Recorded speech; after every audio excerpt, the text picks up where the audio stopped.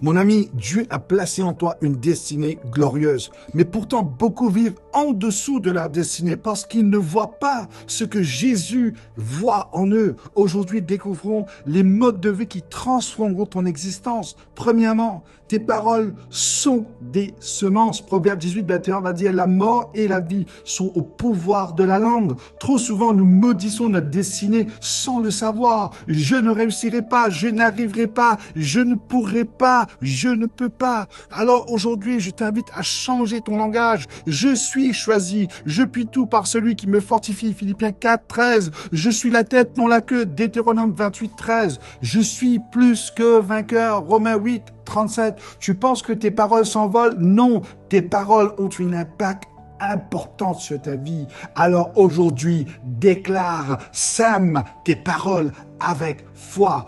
Deuxièmement, se soumettre à Dieu chaque jour. Jacques 4, 7 va dire, soumettez-vous donc à Dieu, résistez au diable et il fuira loin de vous. Un instant véritable de soumission envers Dieu est plus important et plus puissant qu'une vie entière de lutte. Chaque matin dit, Dieu, je suis à toi, utilise-moi, conduis-moi, sers-toi de moi. Seigneur, je me soumets à toi. Tes portes qui étaient fermées, les portes qui étaient fermées dans ta vie, commenceront à s'ouvrir soudainement devant toi.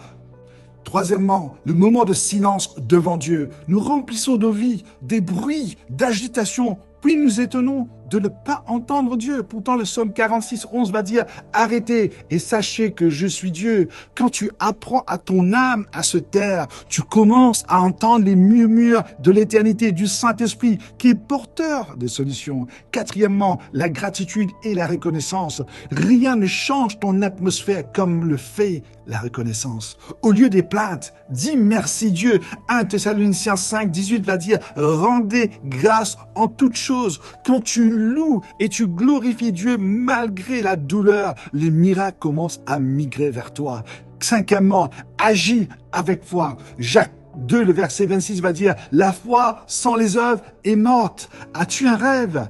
As-tu une vision? Refuse de reporter à demain ce que tu dois entreprendre aujourd'hui avec foi. Alors, ose aller plus loin avec Dieu et il te soutiendra. Mon ami, si tu pouvais voir ce que Jésus voit en toi, tu refuserais de vivre en dessous de ta destinée. Alors aujourd'hui, prends la décision de vivre selon la parole de Dieu, de vivre avec Jésus et vois ce qu'il fait avec ta vie.